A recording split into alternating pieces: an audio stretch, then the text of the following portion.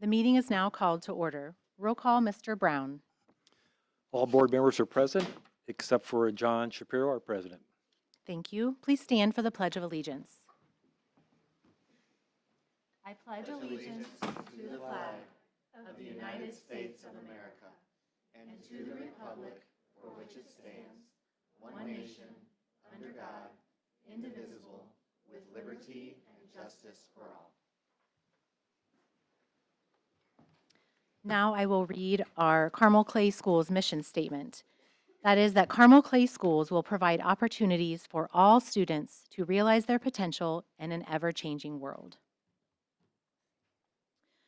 First up today, we have our presentations, and our first presentation is Perfect ACT Scores. Mr. McDonough. Good evening. My name is Kevin McDonough. I'm the Director of Counseling at Carmel High School. It is my privilege to recognize members of the class of 2026 who achieved a perfect score on the ACT during their time at CHS.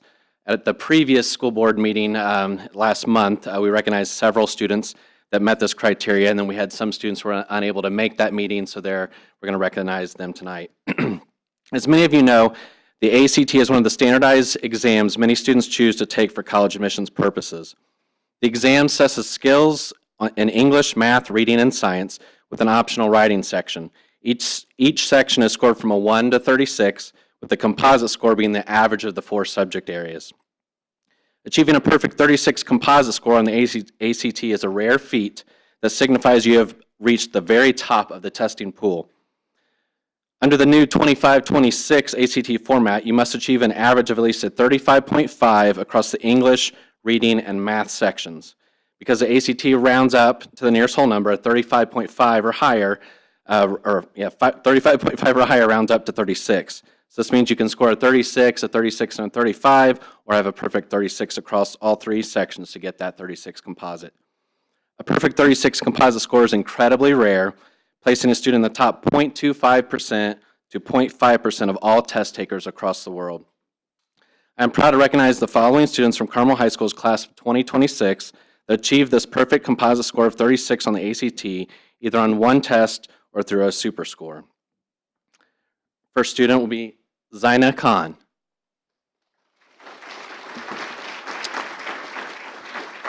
Mira Nuthaki. Alan Chin. Disha Rupesh. Allison Shen. And Dean Watson. Guess I'm 0 for 0 tonight, but congratulations to those guys.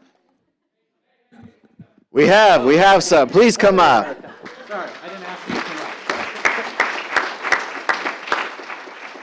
I figured they may be at home studying, but glad they're here tonight.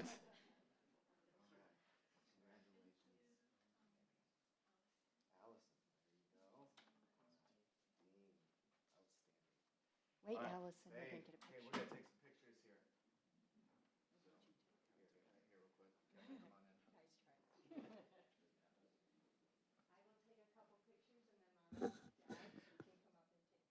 Also, I'll let you know we are in the process of getting new artwork from our students here, so that's why you see the bare wall, but we brought the backdrop here for pictures tonight.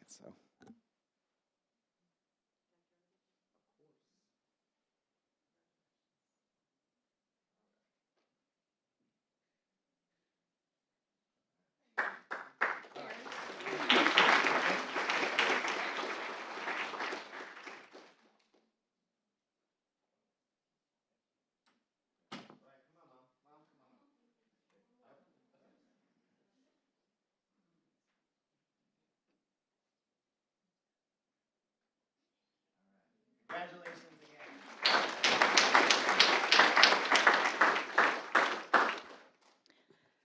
Our next presentation is to recognize our Carmel High School Highlight staff, Pinnacle staff, WHJE staff, and the CHTV staff. Mrs. Ramos.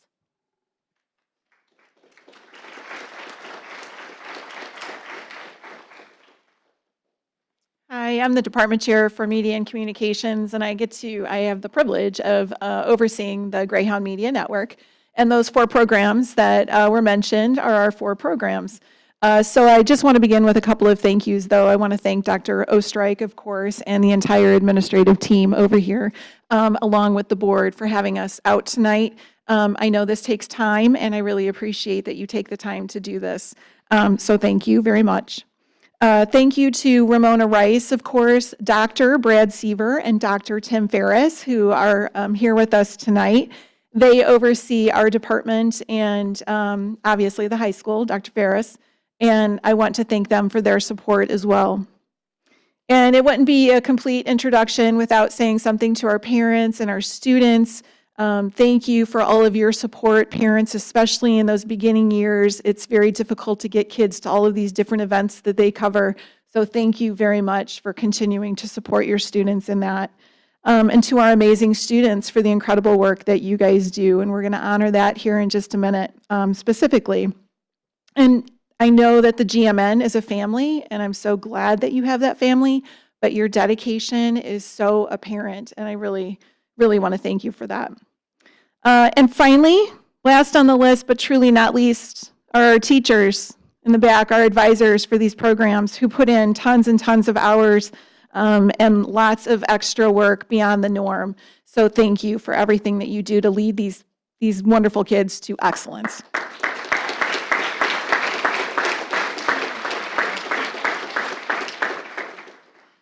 So I'm actually going to go first, and I am going to play the role of Mr. Dominic James, who is the advisor for WHJE. And I know I can't do it justice, you guys, but I will try. All right.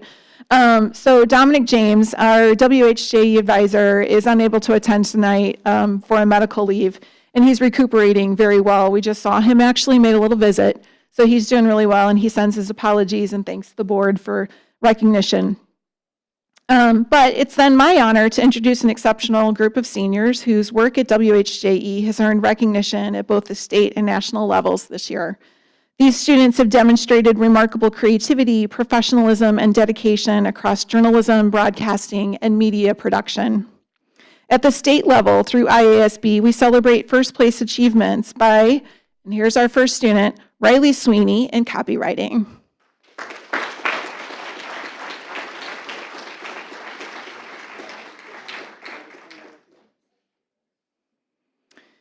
And then our next student that we want to bring up, and I hope that she has arrived, looking out over the audience here. Yes, I see her. Now this is a special one. This student actually has to do her work live. So I actually had the honor of going with her to Indianapolis and finding this radio station that we could hardly find, and where she had to, on the spot, do her thing as a news anchor, and she won first place in the state. So MJ Martell, come on up, please.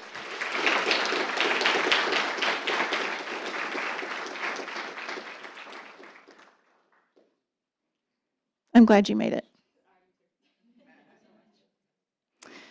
Nationally now, through the intercollegiate broadcasting system, and our CHTV teacher is here, and she'll be coming up in just a minute, and she'll tell you a little bit more about these awards, but at the national level for the IBS, our students earn top honors across an incredible range of categories, from talk, comedy, and sports broadcasting to news coverage, podcasting, and digital media. It really was an incredible time. But we have some standout contributions. So our very first student is Audrey Paskins.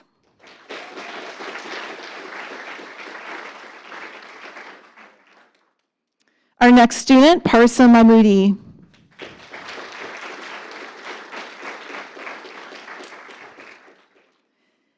Gavin Snyder.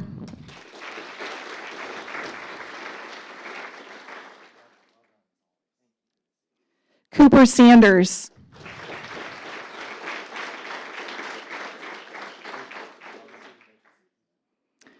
And Riley, you're going to have to circle back around. Riley Sweeney.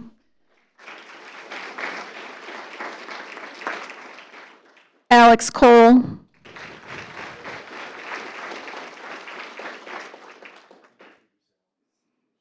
Alex and Cooper do us a real solid too because they serve as aides in the WHJE radio station, so they help our very youngest students, up and coming ones. So thank you for that.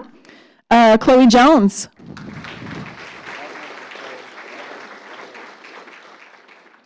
Franklin Burtis.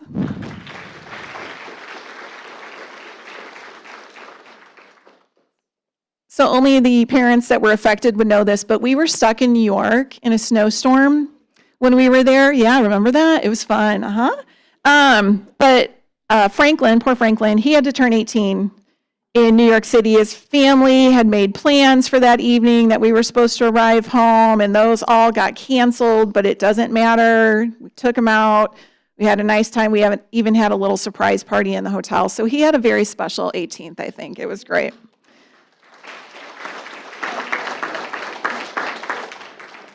Charlie Dean.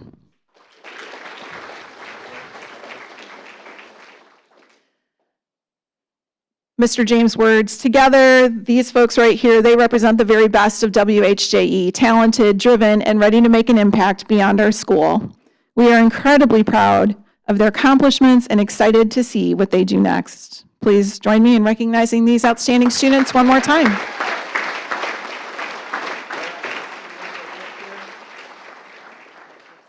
Sorry.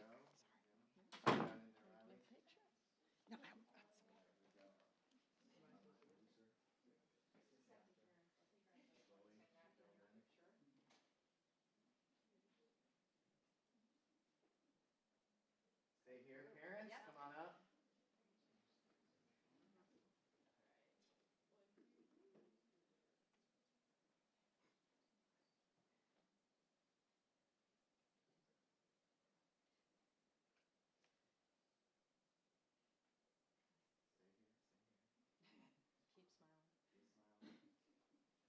You're on the other side. Mrs. Cole has to get in here.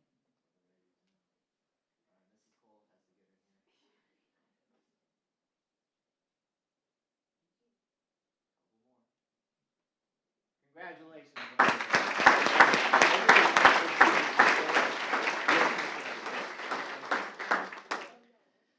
The next advisor that will be coming up will be Mr. Jim Streisel for highlight.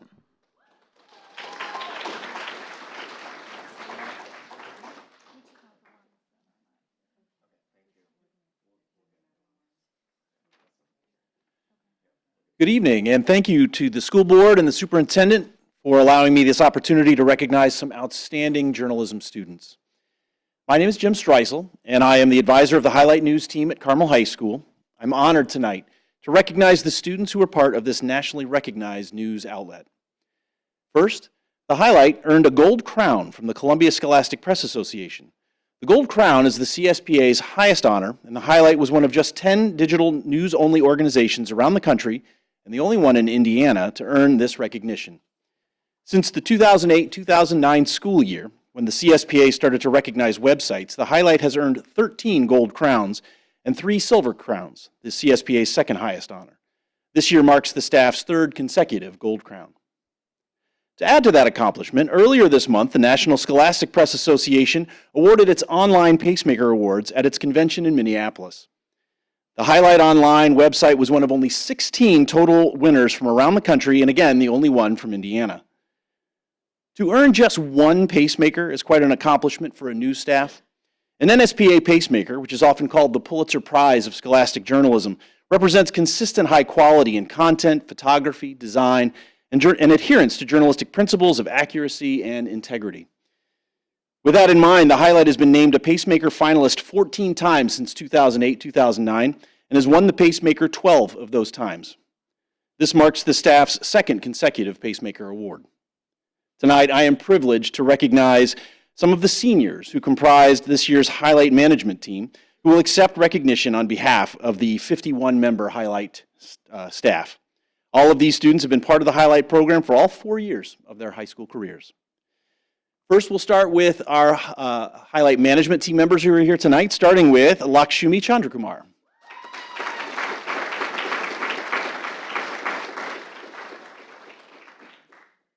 Next, we have Avani Gupta.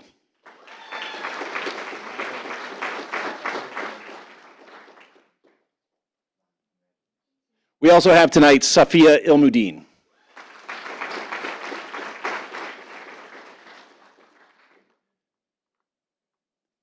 And finally, one of our co-editors-in-chief is here tonight, Mahitha Kunjedi.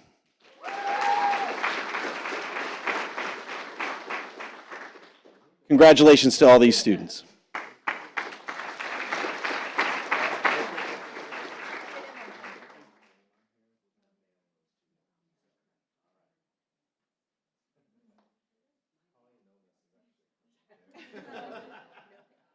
Very important, very important.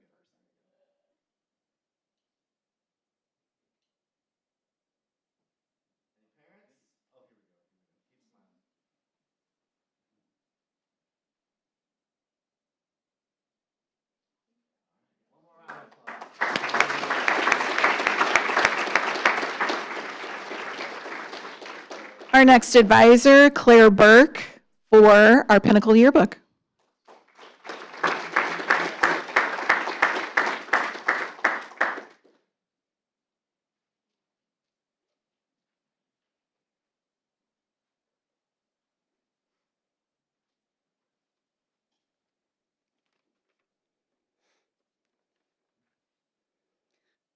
Good evening to Dr. Oestreich and the board. Thank you for having us and allowing us to recognize the outstanding work done by the Pinnacle Yearbook staff this year.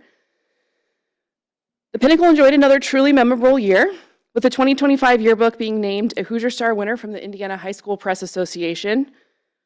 For the uninitiated among us, that's like winning a journalism state championship.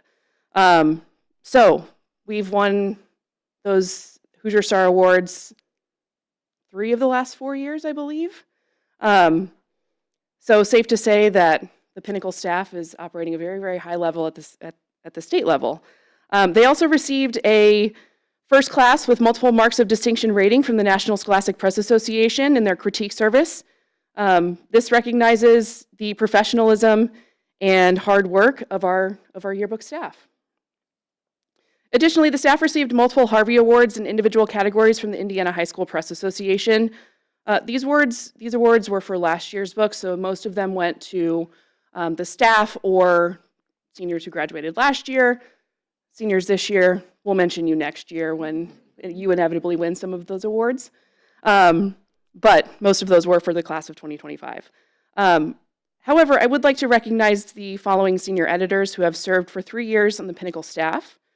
This group of students began its yearbook journey during the 2022-2023 school year and has created 2 Hoosier Star winning yearbooks and hopefully a third once we get this new edition in. Not only that, but they've managed to create, sell, and distribute over 3,000 copies of the 500-plus page Pinnacle yearbook for the Carmel High School community every year, and they have never missed a page deadline. That is a true story. They truly are the best of the best.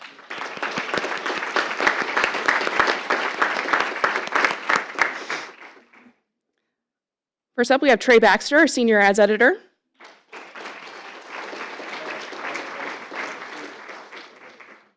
Liliana Kate, editor-in-chief.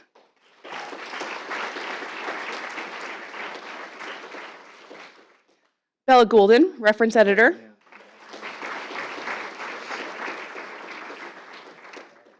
Sarah Keating, managing editor.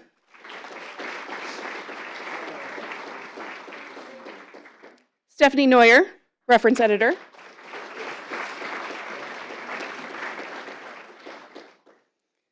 And Bhavana Rupakula, editor-in-chief.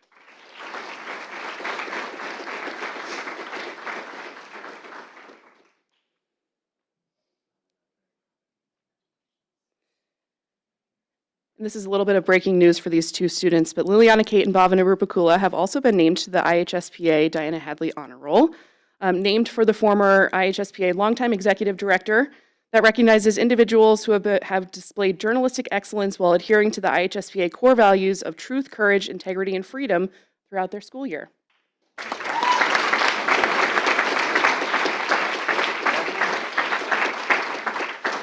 Thank you to these outstanding student journalists for their years of professionalism and hard work, and best of luck as you take your next steps.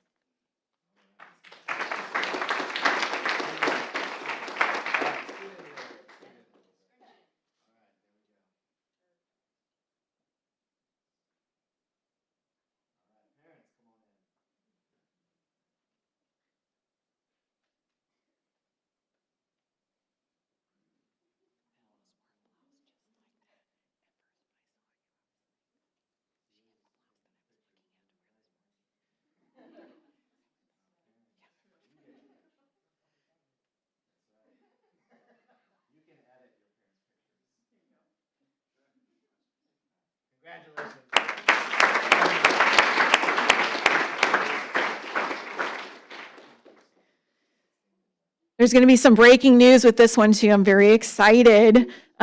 This is all Brandy Stojic though, so we're going to bring up the advisor for CHTV, Brandy Stojic.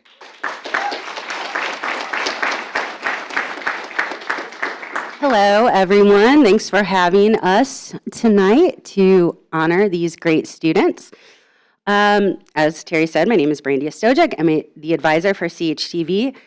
This year started a lot better than last year. Last year, we were in the library during construction. This year, we are in our new control room. The kids really dove in and took advantage of all of our new stuff, including a spring break show entirely on green screen / location in the tropics. So that was nice. We also started the football season on the field instead of a press box, which was very challenging to figure out, but our crews managed to get all 5 games broadcast, and in fact, we won an award in one of our state competitions for one of those matchups. Nationally, CHTV was honored to win several, in fact, the most ever, first place awards at the 2025 Intercollegiate Broadcasting System Awards in New York, where the radio students got stuck. We did win Best Commercial, Best News Report, Best Use of Graphics, Best Morning Show, in addition to several other awards. So a round of applause for all of those amazing contributions. At that conference, it's hundreds and hundreds of high school and college students attending. It's right in Midtown. Students get to go to different workshop sessions and learn a lot of cool things. They also get to experience a little bit of the culture of New York City, the Statue of Liberty. We went to the Empire State Building at night, which was super cool. And breaking news, as Terry alluded to, we also just learned just this afternoon that CHTV won a Student Production Award for Best Newscast in the country. This organization is the same one that puts on the Emmys. So CHTV won a Student Emmy today for Best Newscast in the country.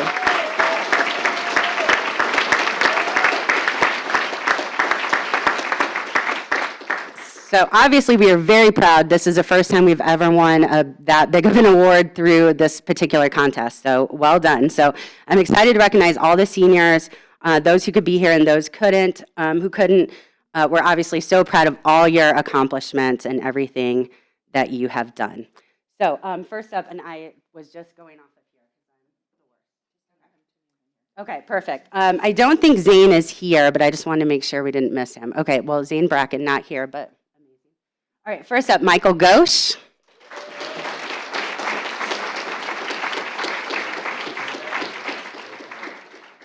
Then we have Lily Glanders.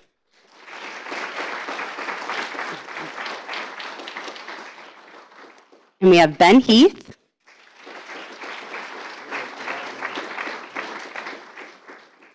Our station manager, Alina Kaplan.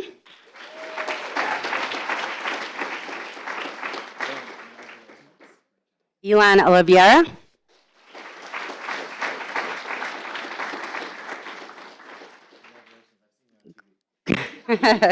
Grover Rowe.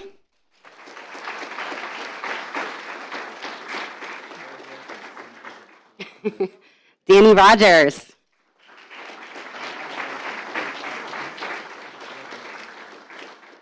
Faith Spittle.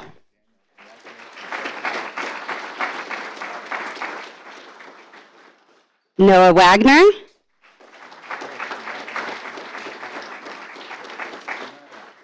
Ashlyn Waters.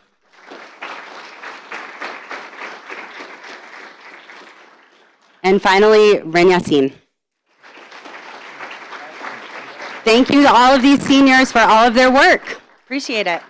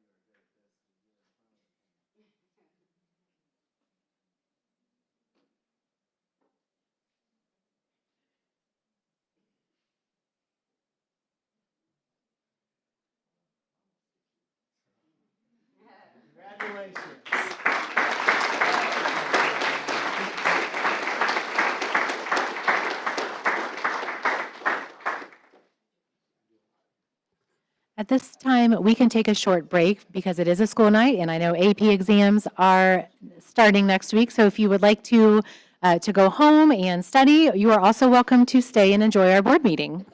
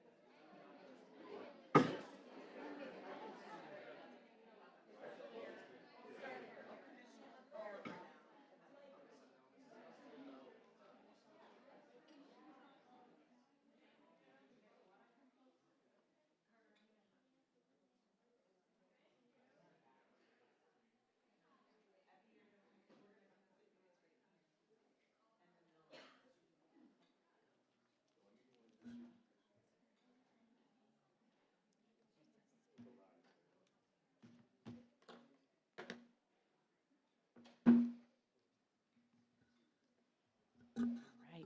Next up, we typically have public comment. However, this evening, no one has signed up for public comment. So next on our agenda is the appointment of the Environmental Stewardship Committee member, and I'm going to turn it over to Mrs. Wheeler. Thank you. As folks may remember, I was appointed by the board to what is now known as the Environmental Stewardship Committee, which was created by city ordinance and has goals of helping the city to be more environmentally sustainable in all of its operations. After being involved with that committee for a while, it became apparent to me that I probably didn't have the right skill set to be an effective committee member because a lot of environmental sustainability is facilities based, and I am no expert on our facilities. So after speaking with the board, speaking with the committee, speaking with Dr. Ostrike, it was decided that likely Mr. Toby Steele would be a really great addition to the committee. I completely support the efforts of that committee and really appreciate Mr. Steele's willingness to step in and use his knowledge and responsibilities of our CCS facilities to see what ways we might be able to partner with the city in their environmental sustainability and stewardship activities. So that's what's before us. Thank you. Dr. Ostrike, would you want to kind of explain to the public, to remind everybody what Toby Steele does, what his position is in the district? Absolutely. Toby Steele is our Director of Facilities here with Carmel Clay Schools, and he has incredible knowledge of the inner workings of our school district, which makes him a great candidate to serve on this committee with the City of Carmel. And we appreciate the City of Carmel for providing the school district a seat at the table with this important commission and committee. Thank you. At this time, may I have a motion to appoint Mr. Toby Steele as the Carmel Stewardship Committee member? Thank you, Madam President. At this time, I'd like to move to appoint Mr. Steele to the committee. Thank you. May I have a second? I second. Thank you. Any discussion from the board on this one? Okay, seeing none, we will all take a vote to signify, if you are in favor, signify by saying aye. Aye. Aye. Motion carries 4-0. Next on our agenda is our consent portion, and tonight the consent items include the personnel report, claims, and payroll. And as a reminder for everyone, our consent part of our meeting is our designated business section where we group together items so that we can efficiently consider them and approve them in a single motion rather than spending time going through each different item on there. Do I have a motion to approve all of the items on the consent agenda this evening? I move to approve all the items on the consent agenda. Thank you. Do I have a second? Second. Thank you. Any discussion on consent items? Great. Seeing none, we will take a vote then. All in favor signify by saying aye. Aye. Aye. Motion carries 4-0. Moving through things tonight. Next up, we have our workshop topic, which I'm very excited about. I'm going to turn it over to Dr. Dudley to brief us on middle school literacy. Yes, thank you. So this evening, I'm very excited to have our Mrs. Arroyo here, several of our middle school teachers, and several of our middle school students to share with us how the science of reading is transforming our literacy practices in middle school. So I will turn it over to Mrs. Arroyo. Thank you. I'm really excited to be here tonight. I'm joined tonight by our 3 middle school ELADCs. We have Eli Moffitt from Clay Middle School, Sarah Mindham from Carmel Middle School, and Kristen Kassler from Creekside Middle School. And about halfway through our presentation tonight, or a little sooner, we're going to bring them up. They're going to be working with you to teach you a lesson alongside some of our brilliant 8th grade students that are from each of those schools. So you're going to get a chance to work with them this evening. Before we jump into the real fun stuff, you get to kind of deal with the boring stuff from me first, talking about what is the science of reading and what does that look like when we're talking about middle school readers. So our agenda for tonight, we're going to just do some background knowledge. Luckily, many of you have a little bit of background knowledge because we've done some of this work in our board meeting back in February of 2025 with our elementary programming. So if you are not new to this topic, great news. You have background knowledge, which we're going to talk a little bit about tonight. That's going to inform you and also deepen your understanding. And if you're new to science of reading, this will be a great introduction to get you started. So we're going to talk a little bit about science of reading, and then we're going to talk about what do those shifts look like when we're talking about adolescent learners. And often we think, well, because they're in middle school, we need to do something totally different. But the research tells us there is a way that people, not just 8-year-olds or 12-year-olds or 18-year-olds learn to read. Humans are engaged in this cognitively complex process of learning to read every day. You all are doing that every night when you get to read all your fun board information. You're engaging in these same processes as adults, doing the work that you do every day, as our kids do in 1st grade and our kids do in 8th grade tonight. So you're going to learn a little bit, though, about in a 90-minute block classroom what that's going to look like. Then we'll have our great demonstration with our 3 DCs who are going to be our teachers. And then we'll do a brief connection to how does this support the work and the goals of the strategic plan. And then we'll end with questions or comments that you have. So we're excited to share with you tonight. So firstly, we're going to talk about what is the science of reading. And people in this room who've been with me in multiple meetings, you all have probably seen this slide before. I always start with this. This slide is the definition of what is the science of reading. This comes from a not-for-profit organization called the Reading League.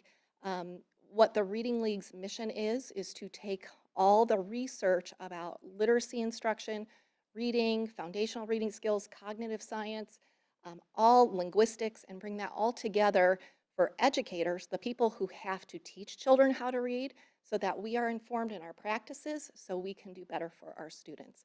So this definition states that the science of reading is a vast interdisciplinary body of scientifically based research about reading and issues related to reading and writing. This research has been conducted over the last 5 decades across the world, and it's derived from thousands of studies conducted in multiple languages. And the science of reading has culminated in a preponderance of evidence to inform how proficient reading and writing develop, why some have difficulty, and how we can most effectively assess and teach and therefore improve student outcomes through prevention of and intervention for reading difficulties. Often people look at this definition and think, well, this is what to do to help kids who can't read well. This is not about just kids who can't read well. It talks a lot about prevention. All the work we do in our classrooms is prevention. Every day in our classrooms at the middle level, we are preventing reading problems and we're helping support reading comprehension moving forward. Sometimes science of reading, now it's a big buzzword. You'll hear, well, I do science of reading. We don't do science of reading. Science of reading is a research base that we use to inform our practices so that students can continue to grow and learn in reading. Cognitive science scientist Daniel Willingham reminds us that we've learned more about how the mind works in the last 25 years than we have in the previous 2,500 years. So there has been a lot of new learning for educators, and unfortunately, we haven't even had access to some of that learning until probably the last 10 years. So it's really helping us have a place to start so that we can make sure that all kids are learning to read and write and being successful. So we are doing this work regardless. We started this work probably at the elementary level in 2019. The Department of Education just recently caught up with us. Sometimes people think, well, we're doing it because the DOE is telling us we have to do these things. We do these things in Carmel Clay Schools because they are best practice, research-based practice. That is something that makes Carmel Clay Schools unique in that we always start with research and we always look to the research to guide us. So we really started this work back in probably right before COVID. We were really starting to dig into the work. But then, as I said, Indiana caught up with us a little bit. In February of 2022, the DOE published their Indiana's Priorities for Early Literacy, in which they, hold on, I'm going to hide this because it gets in the way, sorry, in which they defined what is the science of reading. And lo and behold, you'll notice number 2 is basically the same definition we talked about from the Reading League. It's supported by evidence that supports how proficient reading and writing develop, why kids have difficulties with reading and writing, and how to effectively assess and teach reading and writing to improve outcomes for all students. And then it goes on to define what are those areas. So when we talk about science of reading, we're talking about phonemic awareness, phonics, reading fluency, vocabulary, oral language, reading comprehension, and writing and spelling. It's not just about reading and answering a question. Being engaged in reading comprehension is one of the most cognitively complex tasks you can engage in every day. So these English teachers sitting in this room have one of the hardest jobs in the district. It is an exceedingly difficult subject to teach, even though on the surface it seems pretty easy.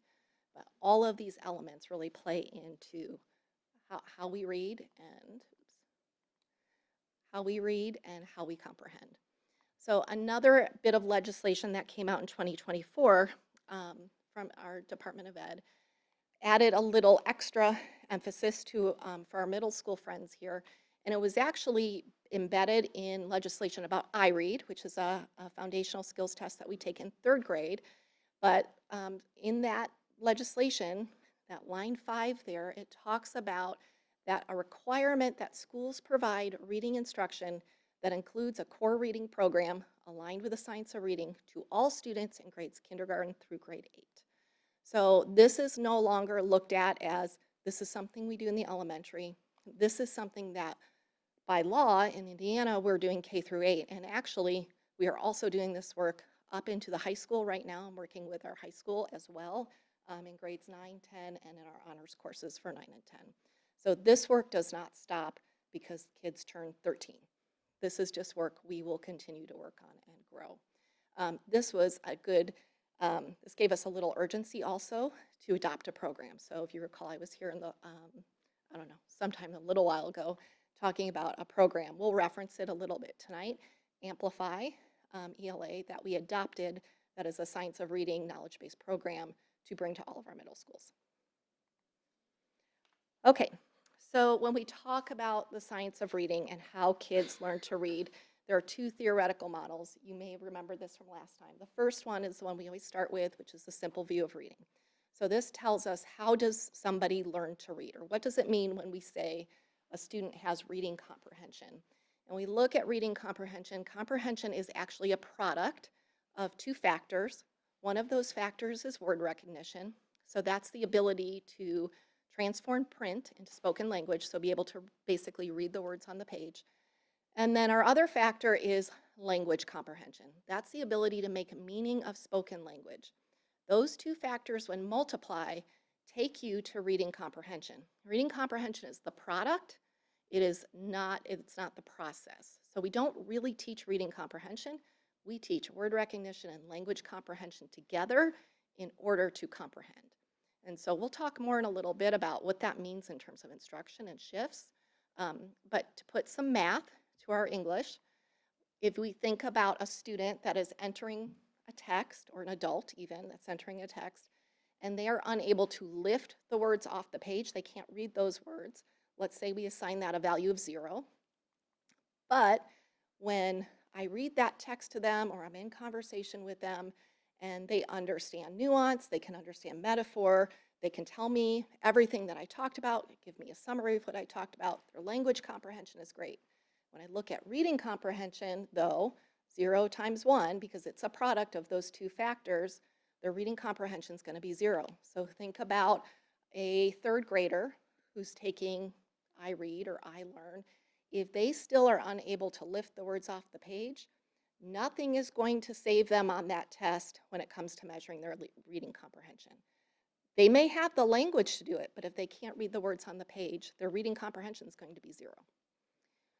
The same is true if a student can read fluently every single word that you put in front of them, but they don't have the depth of vocabulary, they don't understand how to track an idea across sentences or across paragraphs or across pages. If that student is struggling with language comprehension, even if they can read those words, again, if I put a text in front of them and then ask a question that would be a product like, give me a summary, what's the main idea? 1 times 0 is still going to be 0. Comprehension is not going to be there. In most cases for our students, it's a mixed bag. You might have a student who is coming in with maybe weak word recognition skills, and maybe not a strong vocabulary, like their oral language vocabulary is limited, or maybe they have low vocab to bring to the table. Maybe they don't understand the nuance of certain words. Complex sentence structure might be challenging for them. For those kids, again, thinking of reading comprehension as a product, 0.5 or half times half is going to get you to 0.25 or a quarter. So it's going to severely diminish their reading comprehension if either one of these factors is struggling. Okay, so we have to keep thinking of reading comprehension as a product and not the process. So we turn that simple view onto its side, and then we look at another theoretical model that takes us a step deeper, and that's Scarborough's reading rope. And Scarborough's reading rope takes those two factors and breaks out the strands, so the components that make up word recognition, the components that make up language comprehension. So when we talk about word recognition, that's where we talk typically at the elementary levels, grades K through 3. We talk about foundations, our early literacy work, all the work you do in phonics, phonemic awareness, sight word recognition. We do that pretty intensely at the elementary grades. However, we still grow even as adults in word recognition. There are probably things that you read and you think, gosh, I don't know that word. And you might break it up into syllables. You might say it again. You say, okay, I got that word now. Now that word becomes a sight word for me, even as a grown adult person who reads a lot. So word recognition still exists in the middle school classroom, and we do have some kids in the middle level that are still working on developing these skills.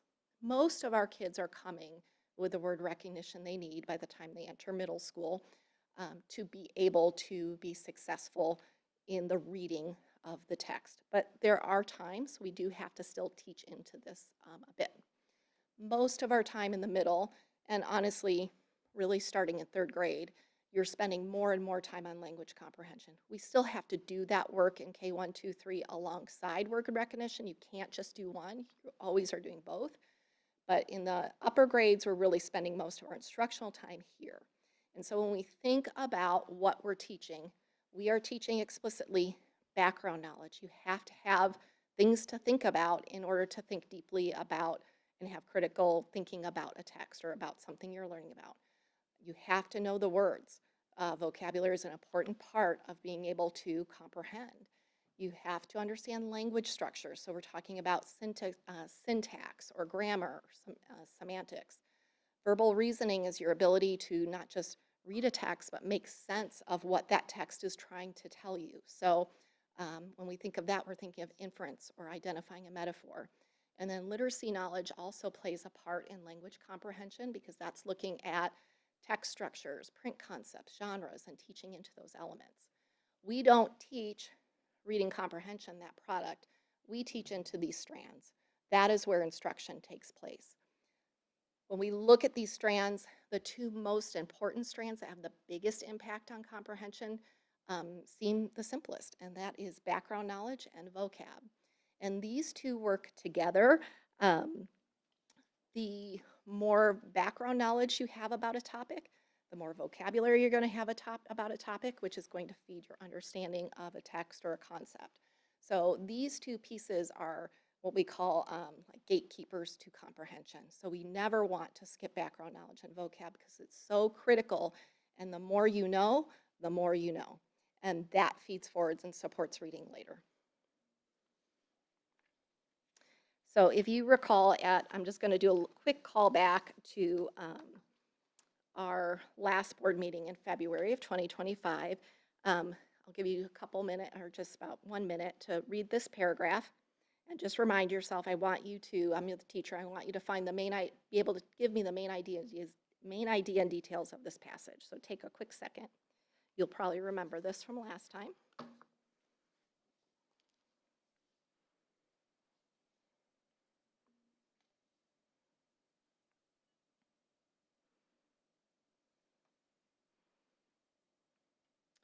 Okay, so main idea and details, we might struggle a little bit if we are not familiar, if we are only familiar with American baseball. If I give you the title of the article, it's a newspaper article about cricket. You probably remember this from last time. Once you know it's about cricket, does it help you find the main idea a little bit better? Yes. My knowledge of cricket, not so great.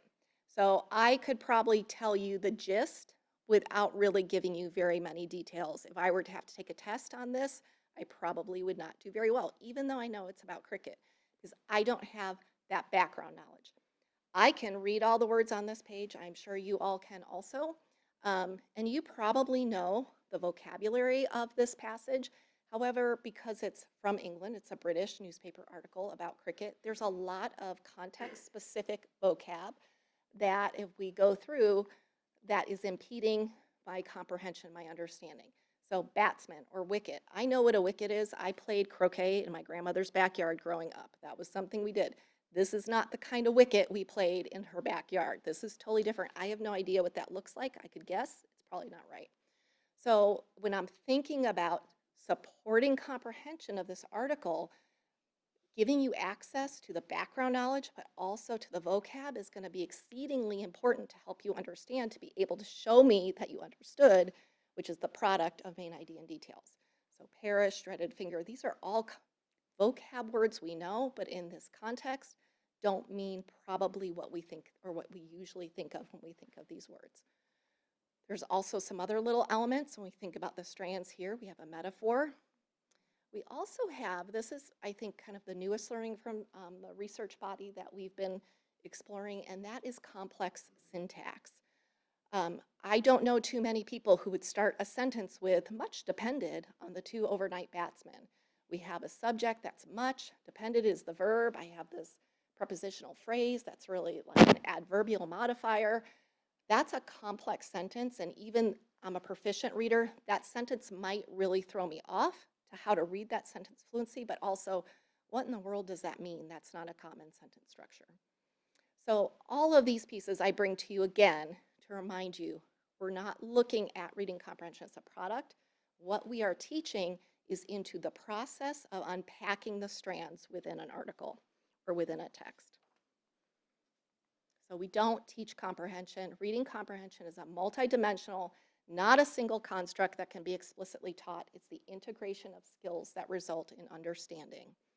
Students can comprehend when they have enough knowledge of the topic to get the gist, when they understand the vocab used in the text, when they understand the sentence structure used by the author, and when they can connect ideas across paragraphs, pages, and context. These are all basically the strands, right, from the language side. To do this while reading independently requires strong decoding skills. So if I can do all these things, I also, to be an independent reader, have to have really good decoding skills as well. Okay, so let's talk about what does this look like then in a middle school level classroom. And we're going to talk about the shifts. One of the biggest shifts I want to talk about, though, is foundational to all the work we're doing in literacy when we think of curriculum, instruction, and assessment, and that is complex text living at the center of all that we do. To illustrate the shift, I'm going to talk a little bit about a research study that was done by ACT, and that study was about, it was called Reading Between the Lines, What ACT Reveals About College Readiness. That study was done in 2006. What this study revealed was not just an important finding about ACT and how we know kids are ready for college. We had some amazing perfect score ACTs here tonight. But it really revealed for us in the literacy classroom, what do we need to think about in terms of our instruction and the impact of how we design lessons to ensure that kids are growing as readers. So what ACT did was they said, okay, let's look at the types of questions we ask on ACT, and there are 5 types of questions that they ask, or they call them text elements. Main idea or author's approach, supporting details, relationships, so that's like cause and effect, meaning of words, vocab, and generalizations and conclusions, so like central message or author's, author's message, for example. So when they looked at the type of questions that they asked on the test and how students did relative to how they scored on the test, you'll notice that a student, like the students we had tonight, that scored a perfect score, they scored equally as well on all those different skill areas, no matter what. They got a 36. All of these areas, these skills, they were able to do well. If I looked at a student who was struggling, had an 11, they did all of those skills about equally, not as well. There wasn't much variation, and same is true for the kids who were at that benchmark. They answered questions about all these different text elements about the same. So a kid who met benchmark, they were hitting about 50% of those types of questions correctly. So that doesn't really tell us much about, well, if I taught main idea and details and I taught that hard, or I really worked on theme and central message and we worked on it every single day, and I had skill packets and we worked on that, what this is telling us, that doesn't make a difference. The variable they found that made a difference is complex text. So ACT took the types of text that they give to students and said, some of those texts are rated as uncomplicated or easy to read. Some are more challenging, that's in the red, and then the complex texts are the dotted line. So if you look again at our students who scored a perfect score, they read all 3 types of text equally as well. 100% of the questions that they got right, didn't matter the type of text. They could read complex, uncomplicated, more challenging equally as well. If I look, however, and then if I look at the kids who scored poorly, same thing. They scored, it was uncomplicated, more challenging, or complex. They scored kind of equally as poorly on all 3 types. But look at what happens for those kids who just meet that benchmark. Here, those kids, we start to see the strands come apart. So when they were asked to read this complex text, that they were scoring more poorly on those questions than they were on these types of texts. That starts to get better as the scores go up. So what does that mean then? So this is what ACT said. They said the degree of text complexity differentiates student performance better than either the comprehension level or the kind of textual element tested. Performance on complex text is the clearest differentiator in reading between students who are likely to be ready for college and those who are not. And this is true for both genders, all racial ethnic groups, and all family income levels. So when we think about our classrooms, we have to have kids working through complex text. The skills are secondary. They are in service to the text. The text is where we start. And this is a switch for us. In our past curriculums and our curriculum maps, we really pledged allegiance to the standards. The standards is where we started, and the text was really secondary. Kids might go, read a text by themselves. Maybe we come back and talk about that text, but we're talking about the skill, and we were talking about how the skill applied to the text. We weren't really spending our effort and our energy on unpacking that text and unpacking that text with them. Because what we were testing, what we were asking, what we were trying to find out was, could they comprehend based on the skills or the standards? And those things are important, but they don't tell us how to teach those. What we teach into in order to be able to accomplish those standards, to be able to read and comprehend that text, are the literacy strands or the language strands. All right, so these are kind of the shifts we're going to talk about and we're going to see here in a moment for our classroom. So the first one we've already talked a lot about, and that is building background knowledge. So background knowledge is so critical. It is the Velcro. I have this little picture of the Velcro for you because from that, when you build that background knowledge, everything sticks to it and it helps make sense of whatever you're reading. So it adds to and accelerates the learning of whatever you're trying to read. When we think about that cricket article, if I would have done some reading with you on cricket, you would have had that article no problem, right? I also included here the little burr, a little seed pod, because that's the inspiration for Velcro. What I love about that idea or that concept is that background knowledge is not just about giving you a little bit to get you started in the article.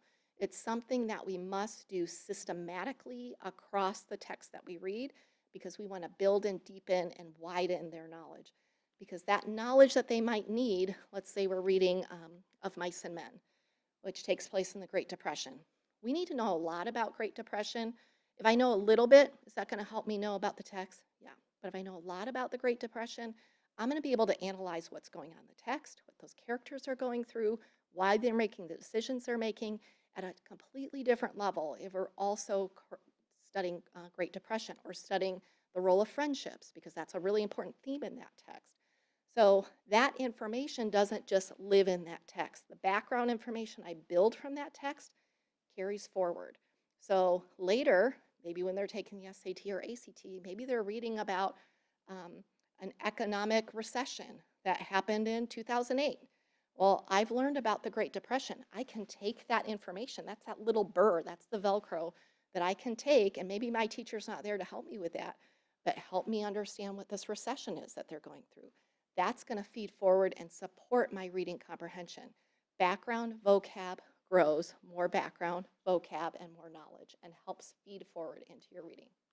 So we're going to look and see, you'll get a little taste of what that might look like to start, but it's not going to stop there. If we look at our elementary programming, we have like in 4th grade a unit, what makes a great heart? Literally and figuratively. And kids study about characters and how characters develop. They also study about the heart and what makes a healthy heart and all the components of a heart. That's a deep knowledge building unit about characters and about science. In our new Amplify program, we'll have units about the Titanic, about the gold rush, about the space race. And you'll read lots of different texts to build that knowledge so that not just supports the reading of the text, but also feeds forward into future learning. Another area you'll see tonight, and that you'll start to see in classrooms, this is a daily piece, which is explicit vocab instruction. So when we're talking about explicit vocabulary instruction, we're talking about what we call Tier 2 words. These are words that are not in your everyday language, they're academic, but they have high utility. So we don't just say, and what we might have done in the past, say you're going to write these definitions, we'll test you at the end. These are being strategic in the words we're picking, and every day teaching them deeply, helping kids play with those words, helping them practice and rehearse with those words, and expand their depth and breadth and the nuanced understanding of what those words mean. You'll also see more of a focus on fluency. So fluency is not just how quickly you read, it's about accuracy, it's also about prosody. Prosody is all about expression and intonation as you read, and all of that feeds into comprehension. What we know about fluency is that the kids who are reading proficiently, who are proficient, fluent readers are going to be comprehending better. They're going to have more proficient comprehension. Sometimes we stop fluency work at the elementary level. That work needs to continue on through high school. It might look different from year to year, depending on the proficiency of the student, but we still need to pay attention to fluency.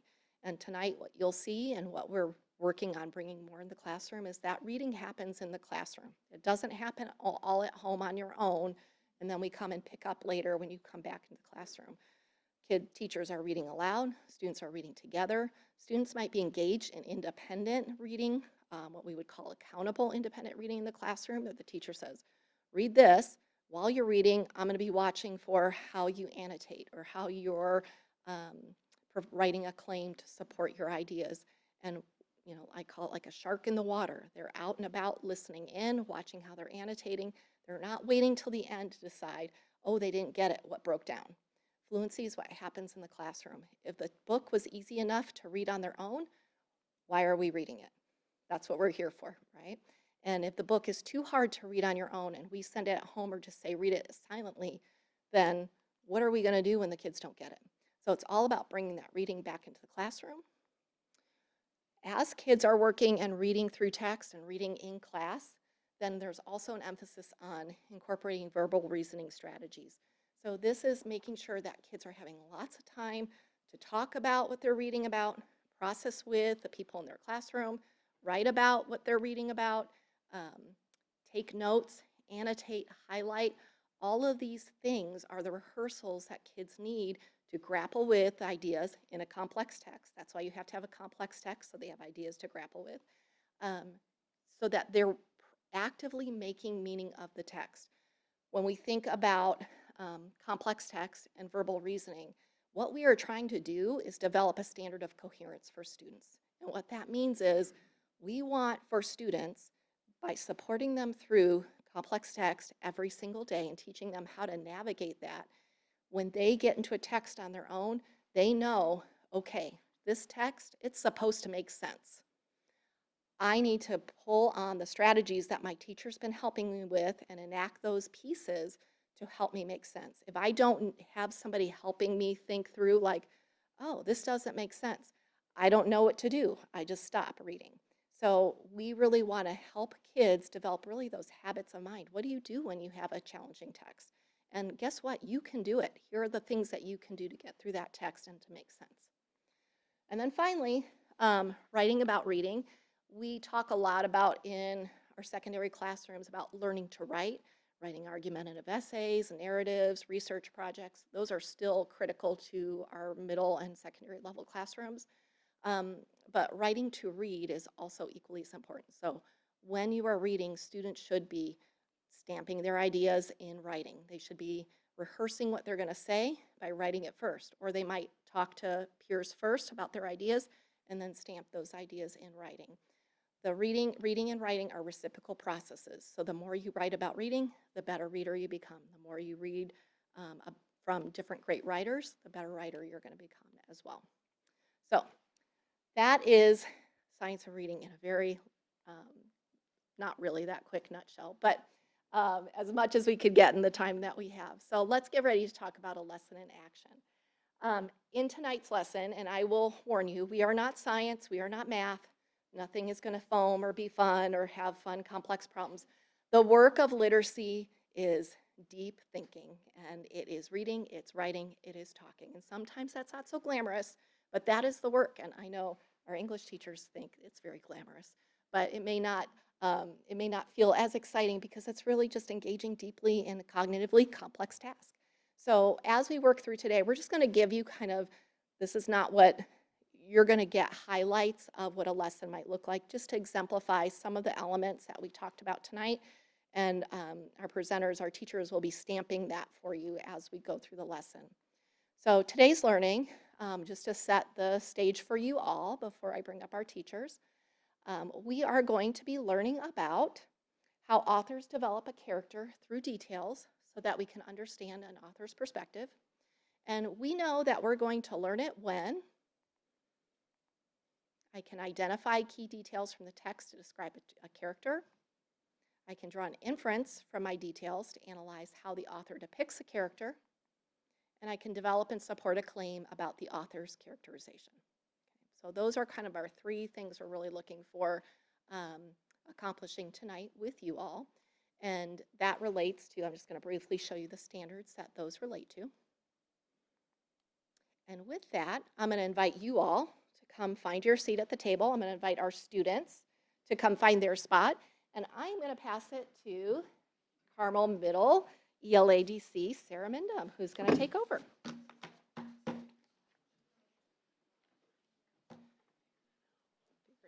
People will help them, yeah. Yep. And you just talk right about here. You'll be good to go. You got this, girl. You're great. Right. We're here. Oh, okay. Thank you. All right, you gonna help us tonight? Yeah? Good, good. Thank you for being here. So to get started tonight, we always like to start with building some background knowledge. I am curious if any of you have heard of the author Roald Dahl. So if you do not know, he wrote his own autobiography in 1984 called Boy Tales of Childhood. And this is a picture of him in 1925 as a young man. He was known for a little bit of joking and some silly pranks from time to time, which he includes in some of his stories. And we'll be reading a short passage from Boy Tales of Childhood as well. He did go to boarding school in South Wales. And if you can tell, it is an interesting time. It was the 1920s and 30s that he went to boarding school. And when he was at boarding school, it might look a little bit like this. He also liked to frequent the local chocolate shops and candy shops, and he enjoyed special treats. It's kind of a fun fact. He actually tested candy for Cadbury. They had different experiments they would do on the chocolate, and he would rank it and be a tester, which actually led to Charlie and the Chocolate Factory, which you may have heard of. And lastly, this is him in his young 20s. He actually served as a World War II Royal Air Force fighter pilot. So he had a very unique life. We also want to think about his author's note because he talks a lot about how he introduces this book. So I'm just going to read it to you here. An autobiography is a book a person writes about his own life, and it is usually full of all sorts of boring details. This is not an autobiography. I would never write a history of myself. On the other hand, throughout my young days at school and just afterwards, a number of things happened to me that I have never forgotten. None of these things is important, but each of them made such a tremendous impression on me that I have never been able to get them out of my mind.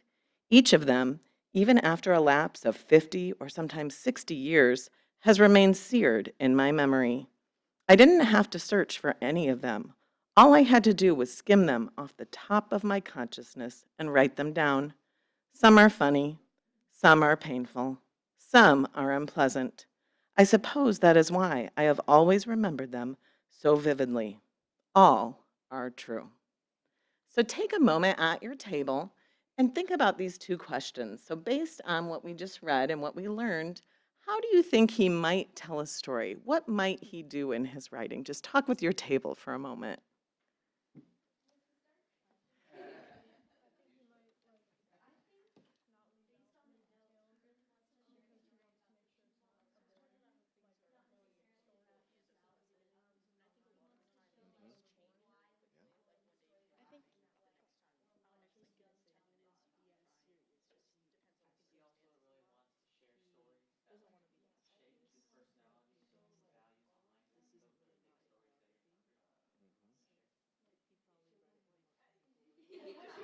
Good. I think, yeah, based off his author's style, a more comical way, I think also, as he stated before, it's going to be a lot of moments and memories that have shaped him and his writing and who he is right now, or used to be.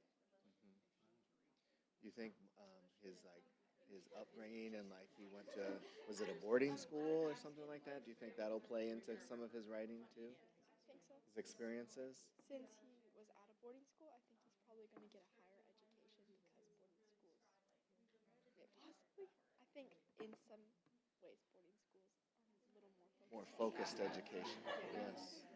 So I think that probably will tie in some of his other memories. What about working at the sweet shop? You think that'll play into any of his writings? He Or a visited tester? it. He visited, that's right, he visited, okay, very good, very good. Take about What do you 5 think? seconds.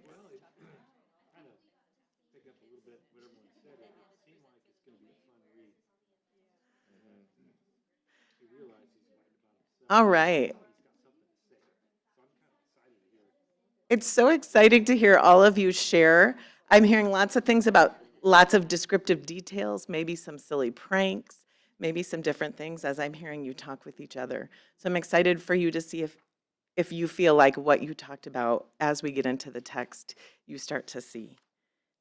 We're going to continue moving forward. We always like to start with a lot of vocabulary that pairs very well with background knowledge. So we're going to do a little practice of that today. The first word we're going to talk about is loathsome. I'm going to say loathsome. You're going to say, thank you. It's a little bit of a mouthful. This is an adjective, very unpleasant or cruel. This is an image for you. Think about the smell of rotting garbage, stealing from the elderly, witnessing a person throwing trash on the ground. It is not a beautiful, clean park, a home-cooked meal, or a chair that isn't pushed in. I would like you, with your thumbs, to let me know if you feel the word loathsome is used correctly, thumbs up, or incorrectly, thumbs down. Number 1, it was loathsome when the family donated all their extra clothes to the homeless shelter. Right, thumbs down. 2, the loathsome waitress spilled my drink on the table on accident. Good, thumbs down. The smell was from a diaper left in the seat pocket of the car, which was loathsome. Yes, that would be quite a smell. We're going to do a second word, foul. I'm going to say foul. You're going to say foul. Also, we're going to talk about syllables for a minute. So we always like to break down words. How many syllables are in foul? Foul, 1. So that is just one part, excuse me. It's easy to think it's multiple though, right? So now we're going to go into, the definition. Very dirty, disgusting. This is a picture. A smell from a spoiled milk, a person with who uses inappropriate language, contaminated water, a person who plays too rough or dirty. It is not air freshener, playing fairly, or speaking politely. And we're going to do this one more time. Thumbs up is yes, the word is used correctly. Thumbs down is no, it is not. The boy with the foul mouth was often in the principal's office. Unfortunately, thumbs up, right? A teenager's room might have a foul odor if they often leave food under their bed. Ooh. The foul weather was perfect for sailing yesterday. Oh, I'm so sorry, I clicked too fast. Down. Now I'd like you to take a minute with your table and try to use these 2 words together to create one sentence. Also, if you want to pair up, if you have 6 or if you have 5, you can do a group of 3 and 2. And then I would like a few tables to be able to share. So take a few minutes and think about foul and loathsome.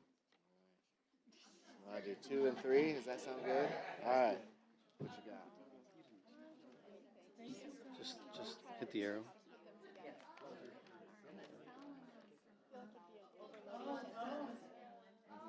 What do you think? You could use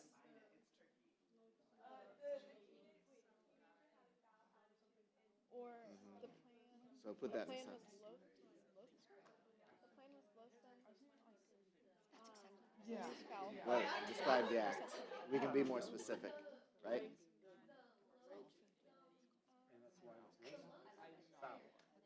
That's definitely. Okay, so put it in a complete sentence. Now we're gonna. Do you have an example? No, that's a different type of foul, right? That's an alternate definition. So the loathsome boy used foul language at the garbage dump. That would work. They are similar. The foul, loathsome boy used inappropriate language after he hit a foul ball. There you go. That's right, different meanings. So if you had to say a sentence out loud, what would you say? Very good, very good. Because it describes Take about 10 seconds and then I'll get some volunteers. utilizing both. Good job, John. Well done, well done. Real quick reminder, when you share, please tap your table mic. Would anyone from Carmel Middle like to share their sentence? Here you go.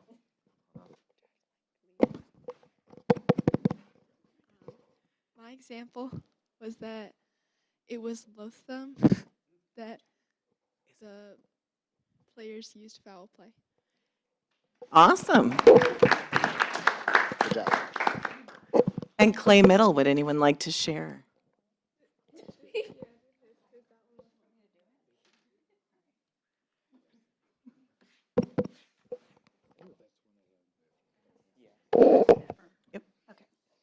So, no offense, anyone. Our sentence is, the girl felt loathsome about the foul-smelling chicken nuggets in the cafeteria line. Oh, my goodness. And Creeks, and, oh, I'm sorry, we did not clap. Let's clap. And Creekside, who would like to share? We said the loathsome smell from the dumpster of the restaurant caused many customers to complain to the manager about the foul odor. Ooh, all right. So now that we've done some background knowledge and vocabulary, we will move on to close reading. Good evening. I'm Eli Moffett from Clay Middle School, or Mr. Moffett if you're Jane, Mila, or Emmeline. I'm going to lead you through some close reading and fluency practice. For our first read, I just want you to listen and think about what our learning intention and success criteria were, which is we want to analyze how the character is developed by the author through key details so we can understand what the author thinks about the character. So as I'm reading, you're really just listening right now for specific details. What details do you notice in the text? These can be sensory details, descriptions, whatever springs to mind. And does everybody have the text in front of them? Yeah, fantastic.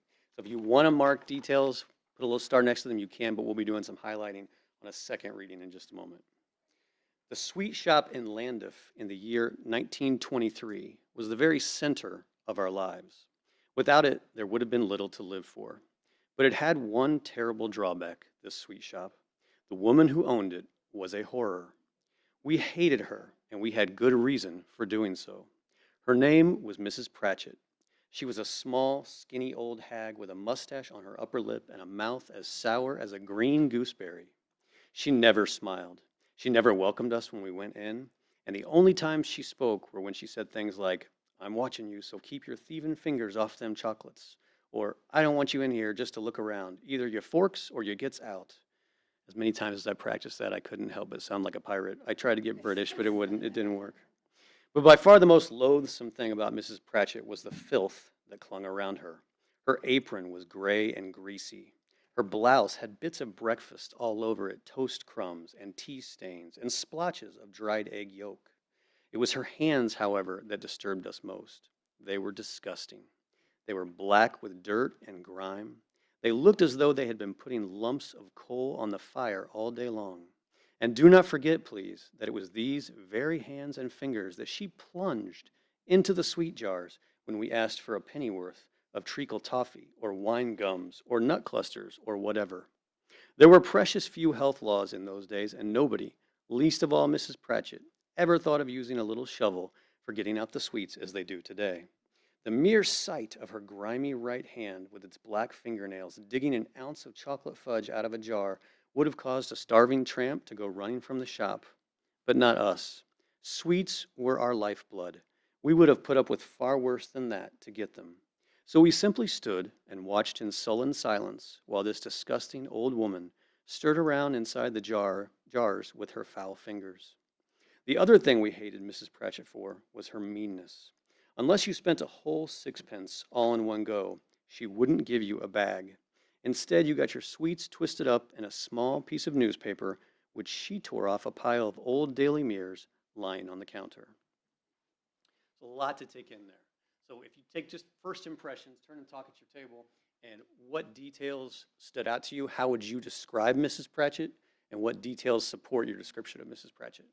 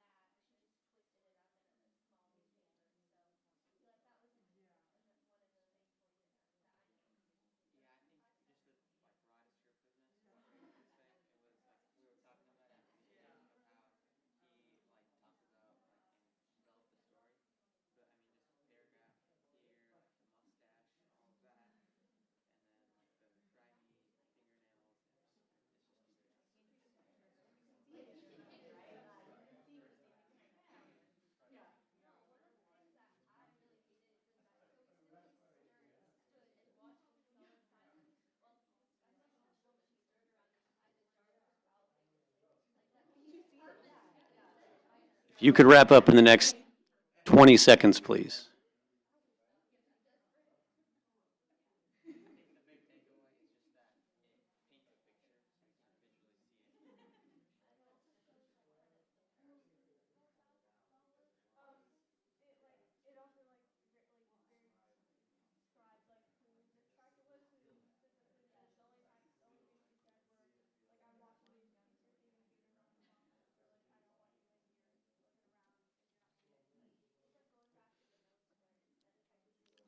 All right, if we could get one person from each table, maybe. This is actually a really good approximation of middle school where the teacher's talking and no one's listening. It feels just like I'm back in the classroom.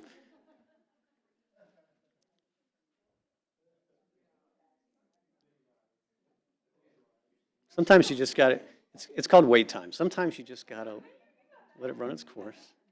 Can we get one person from each table to share what you think of Mrs. Pratchett and a detail that supports your thinking? Starting with Creekside. Okay. I think we mostly talked about the descriptions of her and like how descriptive Roald Dahl was about it. We talked about how she acted lazy or disgusting and didn't really try. Also, how Roald Dahl painted the picture of how he only saw her as like this nasty person that didn't want to talk to anyone. What was your favorite detail? My favorite detail was so we simply stood and watched in sullen silence while this disgusting old woman stirred around inside the jar with her foul fingers. I think that really shows how she like it kind of paints the picture and shows how desperate Roald Dahl was to get the candy and also how disgusting this woman made it instead of Right. like grabbing a shovel. Yeah, would you eat the candy? Absolutely not. I think I'd rather eat it off the floor than that. Yeah, But yeah, good that job. was my insight. Very good. Can we get somebody from Clay to share? Just like push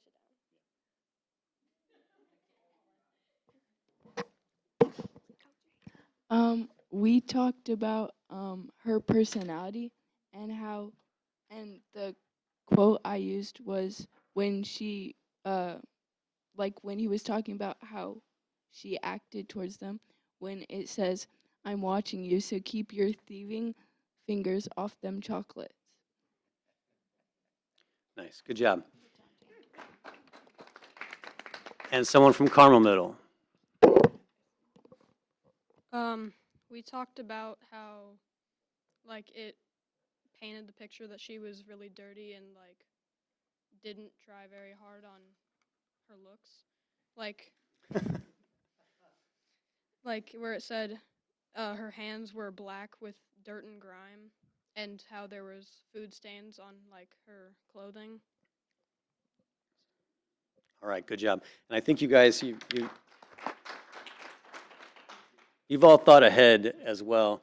So as we do this second read, you're very well prepared. We're going to have the students at each table alternate reading passages. Now the first paragraph is 24. We're skipping 24. So we're going to go 25, 26, 27. If the students would just alternate, we'll take a couple minutes and just let you guys read that at your table. And this second reading, again, you're thinking about details, but we're going to ask you to come up with the one passage that you think most vividly describes Mrs. Pratchett. And that could be a word, a phrase, or a sentence. So you're really looking to pick out one thing that you think most represents the image you've gotten of Mrs. Pratchett.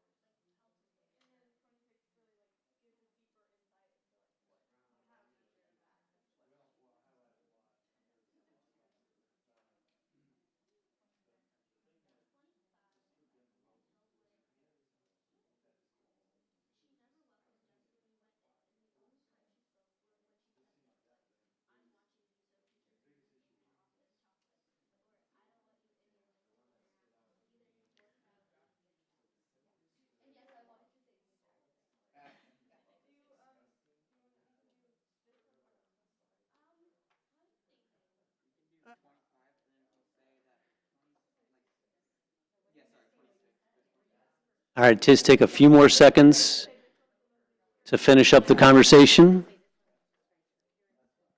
Are you ready? All right, so if we get one person from each table to share what you highlighted as the sentence or the phrase or the word that most vividly describes Mrs. Pratchett. And we'll start with Clay. We said that the sentence that we liked the most as descriptive was in paragraph 26. The mere sight of her grimy right hand with its black fingernails digging an ounce of chocolate fudge out of a jar would have caused a starving tramp to go running from the shop. Very nice. Good job. Carmel Middle. We also said the same thing because it was kind of an overview of what they said in paragraph 25 and 26 and how disgusting she really is. Nice. Creekside. We said that the quote from 25, she never welcomed us when we went in, and the only time she spoke were when she said things like, I'm watching you, so keep your thieving fingers off them chocolates, or I don't want you in here just to look around. Either you forks out or gets out. Really like sketches who she is as a person, but then like 26 gives like a deeper dive into like what she looks like and like how she actually acts most of the time. Yeah, you guys had some very insightful details that you picked out and good discussions. So that's our second reading, and now Mrs. Kassler. All right, so like Mrs. Arroyo said earlier, we write in order to become better readers. It helps us process our ideas, it helps us get better at discussion. It also helps us support and explain arguments. So that's kind of what we're getting into next. We're going to be doing some writing to develop an argument, draw some inferences about that character, and also develop a claim. So as we think back to paragraph 24, there's a sentence where we first get introduced to Mrs. Pratchett. I'm going to reread that for you. It says, "The woman who owned it was a horror. We hated her and had good reason for doing so." So he uses this word horror to say that, which means that something is very surprising, very terrifying, or maybe even revolting, which means disgusting. But we know that words also have connotative meaning, which are those emotions and ideas that we associate with the word, the extra meaning that we attach to the word. So he doesn't just tell us she is a horror. He went on to describe and give lots of details to actually show that idea and develop some connotations or emotions surrounding that word. So we're going to take a moment to go back to your details that you chose earlier, that you talked about with your table, and we're going to do a quick write on your journal page, if you'll get that out. The first question I want you to think about is, are the details that you chose, are they surprising? Are they scary, or are they disgusting? How would you categorize the details that you chose? Take a moment to write.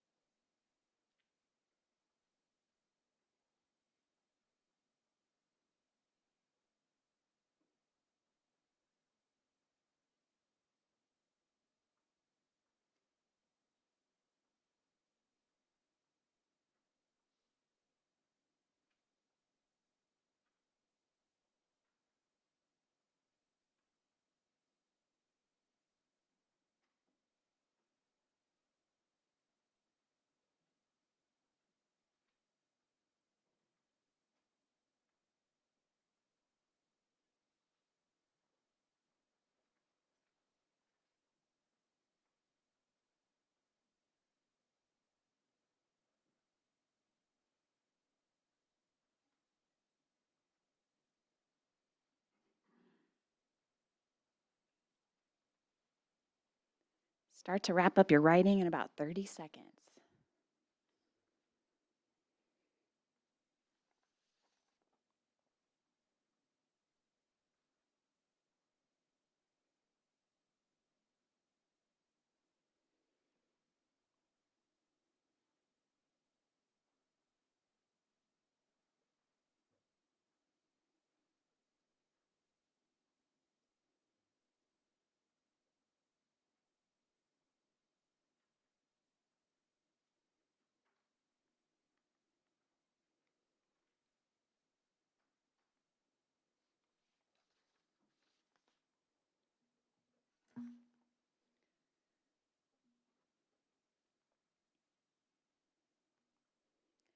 All right, just by a show of hands, how many of you categorize those details as surprising? Anyone say surprising? Okay. How many of you categorize those details as scary? You're a little fearful. No? How many of you chose disgusting? Okay. That tracks with what you guys were talking about earlier. So we are going to take these details and this evidence that you're thinking about and develop a claim today. Usually we will write for about 10 to 15 minutes in class, but we don't have that time today. So you're only going to write a claim today. When he says that she was a horror, do you agree or disagree? Based on some of the details that you found in the passage, do you agree or disagree with his statement that she was a horror? Take a moment, write a claim, and then we'll share out in a moment.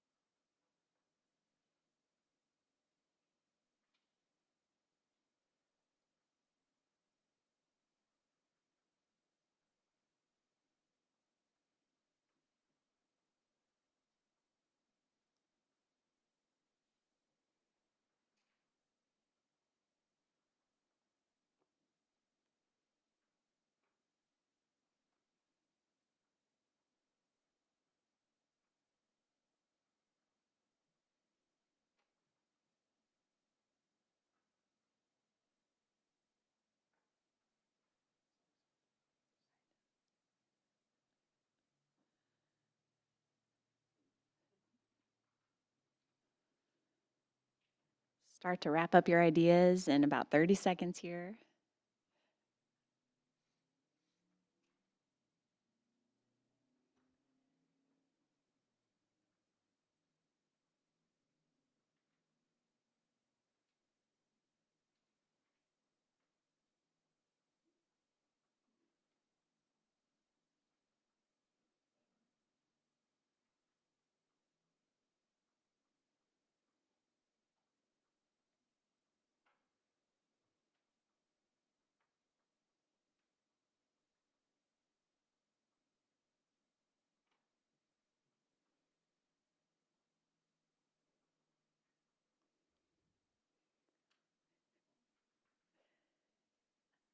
right.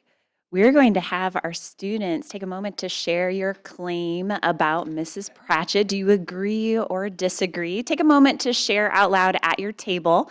And I'd love to have our board members share a response to their writing. So these are some response starters that we use in class. You could say, I could picture Mrs. Pratchett when you wrote about, and choose something, a line or something that they wrote about in their story. There's a lot of different options up here for you to choose to respond to the writing that you hear today. So we'll take a couple minutes here for you to share and respond.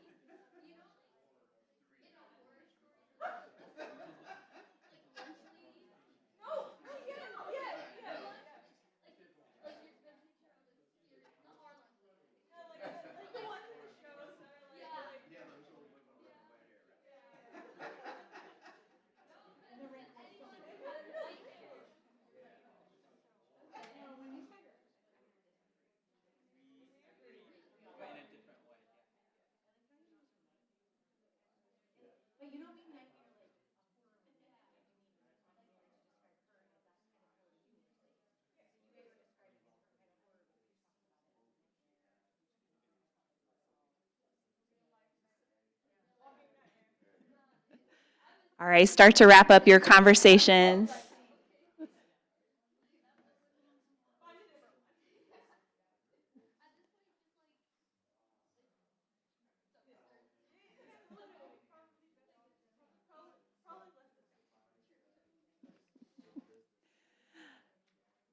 Okay, I'm going to bring us all back together here. I heard a lot of different interpretations, so that's one neat thing about writing to read is it brings out so many different ideas that we have about the text and interpretations and inferences. So could I have one brave student today who would like to share their claim about if you agreed or disagreed with Dahl? Let's go, Adia. I said I agree with his statement because of two main details, like how abrasive she was and how disgusting she was. I said her abrasive attitude towards customers made it like a nightmare to buy it, and also how her shoveling candy with her nasty hands was a horror from a health perspective, and how she always made the experience of buying candy very unenjoyable. And so that's why she was a horror, and I would not buy candy from there. She was mean, she was disgusting. It all fits Zero out of with 10 that on Google word and that definition. Okay, thank you, Adia. I will say, I know Ms. Cashin had a different perspective. I don't know if she wants to share that. I thought it was an interesting thought.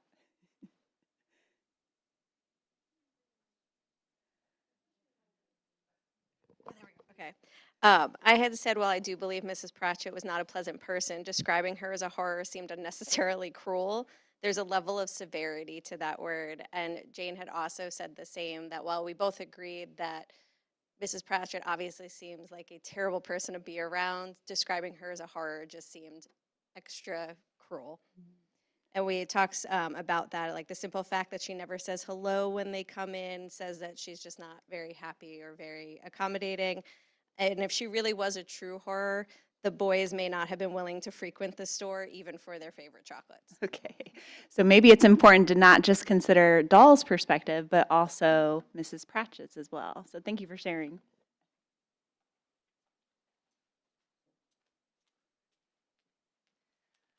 All right, thank you all for participating in that. And, you know, I really undersold English language arts as not being so glamorous. We may blow things up in science, but in English, we blow up our minds, right? You guys are engaged in some really deep, amazing thinking. And this lesson, actually, what you engaged in today, these are all the things we're starting to work on through our adoption. These are the types of activities and teaching and learning that are going to be happening and are happening now with the science of reading and all the things we've been studying in the middle level. These are not brand new concepts to our classrooms. Our teachers are doing these things all the time, but it's about the intention and the intensity and also that inclusion of how we're engaging students in that work that is going to be the shift. So it's nothing brand spanking new. It's not a new concept. It's how we're doing it and the intention we bring to it. This lesson actually was an adaptation from our new program, Amplify. And if you felt this was maybe a little challenging, this is actually from the 6th grade lesson. So in terms of complex text, this is from our 6th grade. But there was still lots of really complex ideas and complex learning that we could engage in to better understand this text. And I think what was really neat is by the end, even though we were all in agreement about how maybe we felt about Mrs. Pratchett, we uncovered some different perspectives and points of view about that through, and we wouldn't have gotten that without having multiple readings, talking together about what we think, using evidence from the text, and also writing about reading. So all of those things help develop that depth of thinking about a text, not just reading and saying, why don't you write a summary for me about what you read about, or do a character map. This is repeated readings really getting into the depth and complexity of the text. So as we wrap up, I do want to talk a little bit just briefly about how this connects with our strategic goals. So the first strategic goal under academic achievement, when I think about academic excellence, going back to our definition from the Reading League and from the state on what is the science of reading, it's all about our teachers understanding the research base of strong instructional practices and how to bring them into the classrooms so that we can accelerate achievement. Now, with literacy, I like to say it's kind of a slow burn. Like we can't do one thing and expect, you know, the achievement just to suddenly skyrocket, because think about all those layers of language we talked about tonight. It takes time to develop, to grow, to build lots of background knowledge, to build vocab, to read lots of text. All those things take time. The beautiful part, though, is as we look at instructional coherence, another element under our academic achievement goal here, is that we are now in K through 8, we have developed a coherent program. So in our middle school programming previously, we had maps, we had texts that were similar, but what happened in those classrooms might look really different from teacher to teacher, from school to school, with all of our students funneling into the high school. Now, if we think about how complex literacy is, starting with kindergarten with our Wit and Wisdom programming, which is a knowledge-based program that utilizes all the elements from science of reading from that language side of the rope, into Amplify that we're moving into next year. We're piloting right now a lesson. Our students have been working with some lessons in their classroom already. into 6 through 8, we've developed that coherent program for our students so that we're all aligned. All of our arrows are aligned to what matters in literacy instruction, how we do it, and the intensity and the intention in which we teach that. And then finally, when we think of systems of support, sometimes that conversation goes right into special education or into intervention.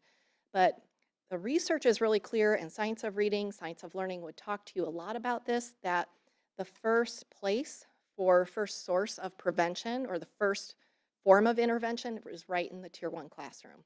So when we have a strong program, amazing teachers coming together to support our learners, we can do a lot in 90 minutes in those classrooms. This program does a great job also in providing other tools for helping teachers provide scaffold supports, more opportunities for fluency for kids who need additional fluency experiences, or teaching into syntax or grammar. Those elements are there, but it starts first in that classroom where the students are spending most of their time with the teacher who knows them the best. So having a program so that teachers can lean on that while they're really helping design that instruction for students using the program is really our first layer of support for our students. So with that, thank you all for your participation. Students, thank you. You were amazing, so I'd like to give a round of applause for amazing students. Adults, I am really glad that you were, students, you were here to help the adults tonight because I think you helped them out quite a bit. So as we wrap up, are there any questions? High five to all those students. Any questions or comments that you have for kids or for our teachers or for me as we wrap this up tonight?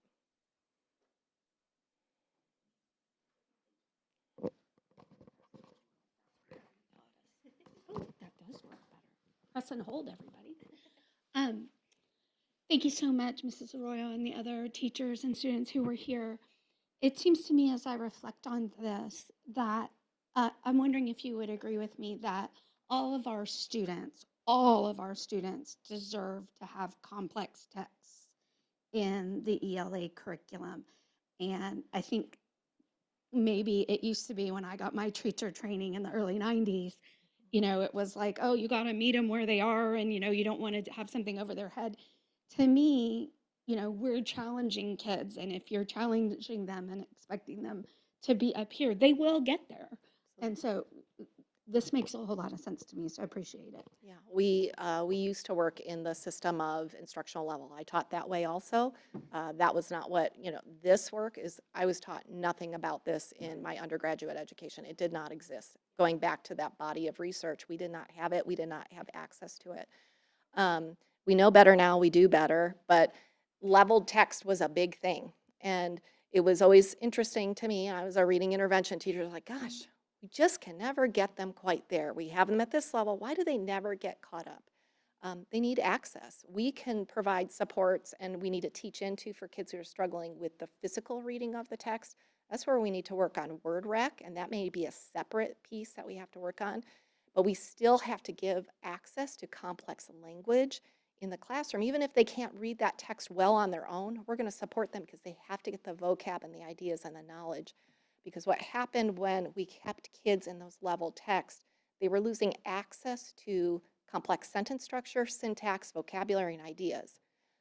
You can't, then you're losing. It's a Matthew effect. The rich get richer and the poor get poorer. And that was a part of level text that was not great for kids. And we know better now. We do better. All kids deserve access to high quality, rigorous text. Yeah, thank you for the presentation. It was excellent. A question I have is early in your presentation, you used the word, I think, preventative, Yeah. preventative methods. Could you expand on that? Yeah, good instruction is preventative. It's, you know, it's kind of like when you think of like a health model. Like we want people to be healthy in their daily life so that we prevent them from other diseases or issues down the line. Same with good quality instruction in the Tier 1 classroom. It's preventative for reading failure.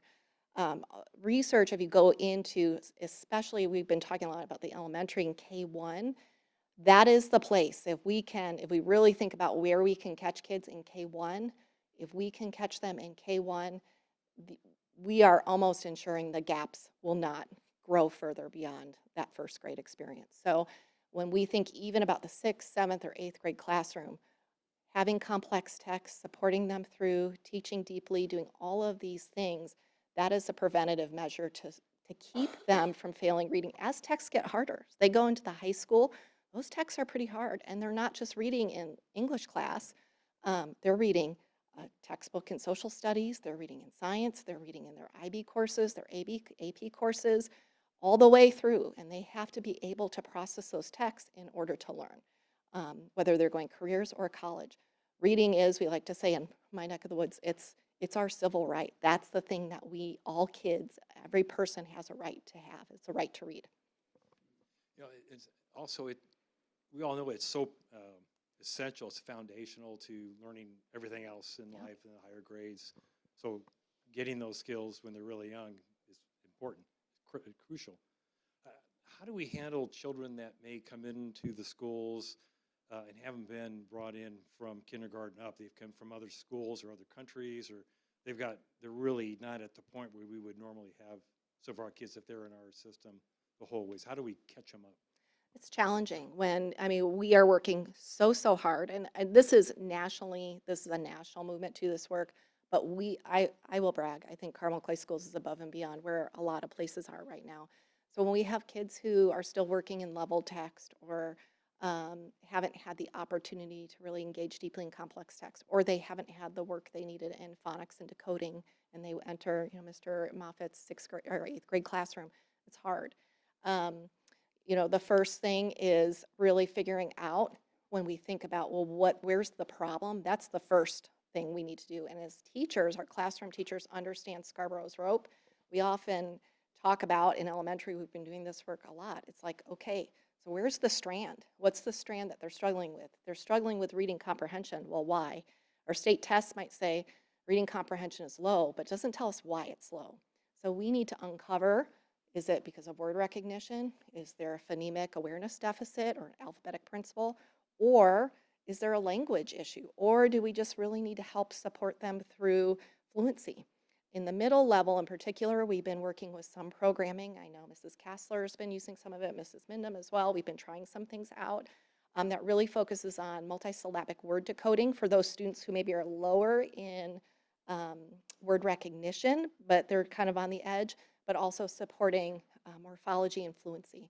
So we've had, just with that simple program and incorporating that in Core Plus for kids who need that something extra outside of maybe what Tier 1 is going to provide, just providing that dosage through Core Plus time has made a world of difference for kids. So it's really being curious about why a student is struggling and what they came from or what they got or didn't get. At that point doesn't matter. It's like, okay, so this is what we have in front of us. What are we going to do about it? And then using the tools that are at our disposal to help lift them and move them forward in their learning. Thank you. Anything else? Thank you so much. I just wanted to be mindful of the time because there's students that have to go to school tomorrow. So I just wanted to see in case unless there's anything pressing that can't be answered, I would just wanted to let the students be able to go home. Yes, thank you. This evening. So thank you so much for this. Thank you for coming. We're going to head back to the dais, and thank you so much. Thank you. You're welcome to go home.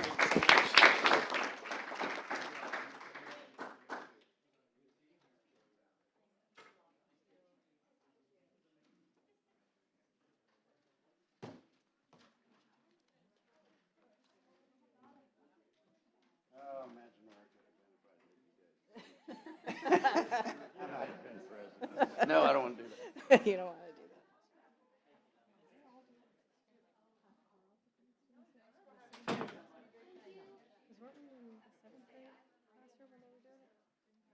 No, it was 6th grade. That was Mandy.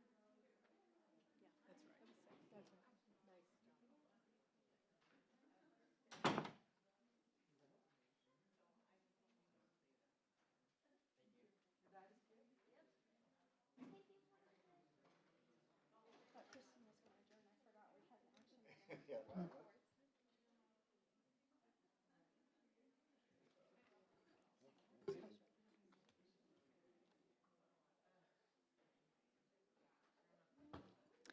Next on our agenda is an action item, and this evening that is the Carmel Clay Schools calendar for 2027, 2028, and 2028-2029. Dr. Herrera. All right, Dr. Ostrike and members of the board, on April 15th, I presented the tentative calendar for the 27-28, 28-29 school year. This calendar was created in collaboration with the CTA and feedback from the survey. Since presenting this information, we have not received any new feedback, so we are recommending that you approve the 27-28 and 28-29 school calendars.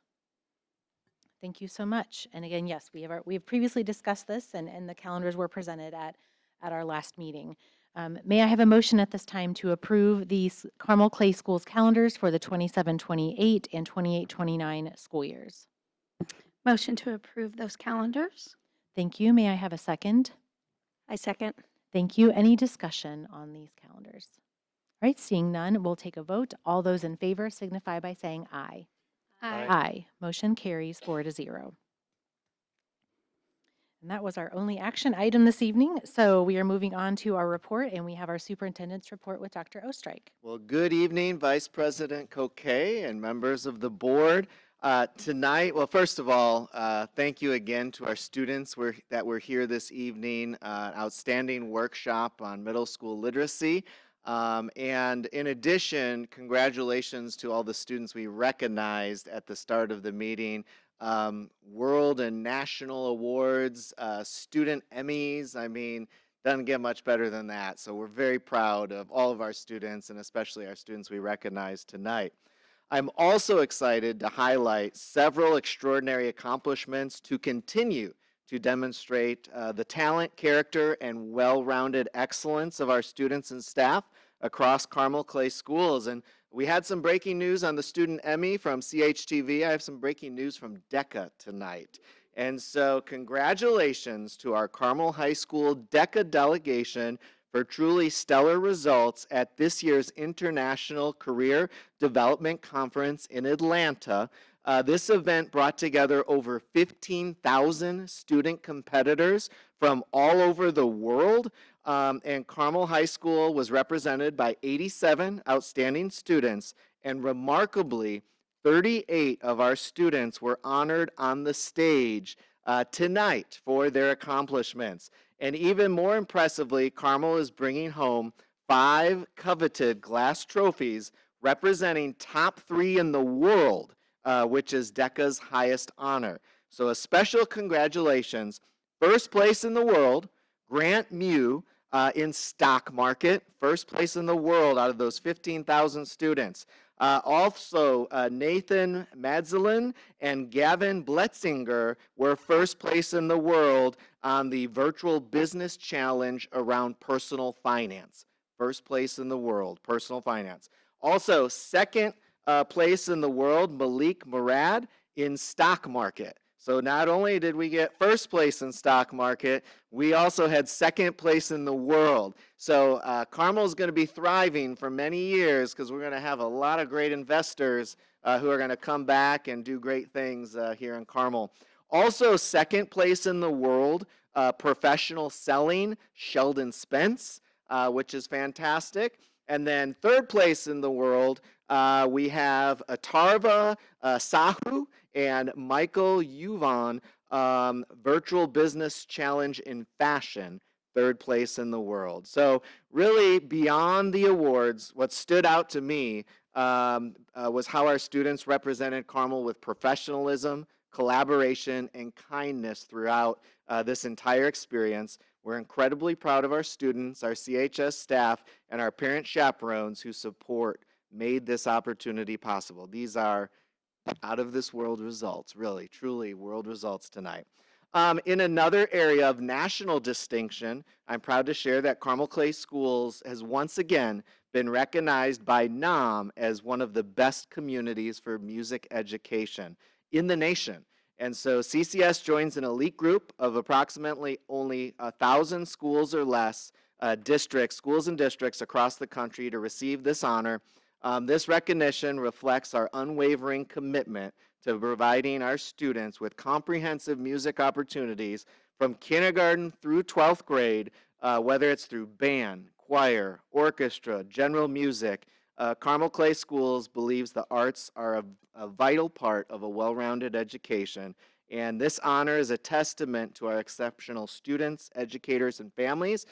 Just today, I went to the performance at West Clay Elementary School of Lion King Jr., and it was one of the most you would never have known that was an elementary performance of 11-year-olds up there on the stage. They were simply incredible. So the arts are thriving in Carmel, and we're proud to be recognized as one of the best communities for music education. This Saturday, I also had the opportunity to attend the Indiana Esports State Finals at the arena at Innovation Mile. That's the brand new arena in Noblesville where the Noblesville Boom perform, and I believe they're kind of like a farm club to the Indiana Pacers. But our students performed exceptionally well, took home numerous state titles in different categories. But what continues to make me proud is that Carmel High School offers a place for every student to find connection, purpose, and success, and esports was just a shining example of that. So whether it is academics, arts, athletics, business, as you heard, cybersecurity, or esports, there's truly a pathway for every Greyhound to excel, and so I'm really proud of that. So that was amazing. And then on Monday evening, I had the privilege of serving as a judge for Cheftacular at Carmel High School, and I know Mrs. Cashin was there, and Mr. Shapiro was there, and it was just a fantastic event. Incredible talented student chefs from our culinary arts program who were paired with a master chef from different restaurants in the area, and they were each given an ingredient, and they took that ingredient and they had to prepare a dish. And so there were 16 student chefs, so I had to eat all 16 of these amazing dishes that our students and their master chefs came up with. And it was just an incredible night. What the students prepared, I would order on a menu at numerous restaurants. It was that fantastic. And so their creativity, professionalism, culinary skills were just tremendous. And another reminder of the diverse opportunities our students have to shine here in Carmel Clay Schools.